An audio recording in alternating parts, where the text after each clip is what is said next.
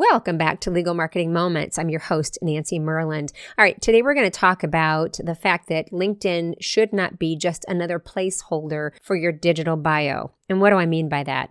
Well, I mean that unlike your website bio, which really is a static bio and doesn't necessarily invite interaction, on LinkedIn, that's different.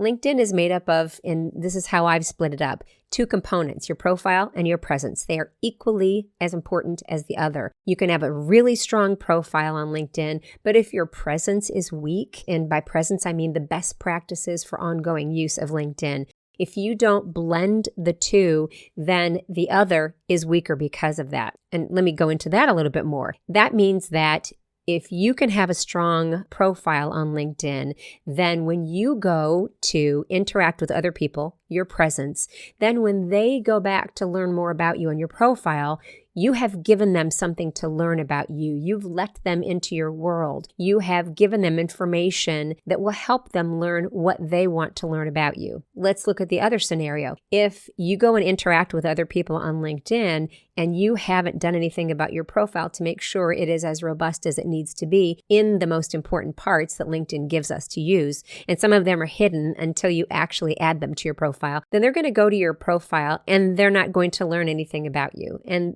that will be underwhelming to them. So what's going to happen? They're going to leave probably because they can't find what they came for. So what I don't want to have happen is that LinkedIn is just a placeholder, that you go in there and you just take your bio from your firm's website and you build an outstanding profile, adding all of the components, all of the sections that LinkedIn gives you, and you've spent time on that, but yet you don't interact. So LinkedIn is not just a placeholder for your bio.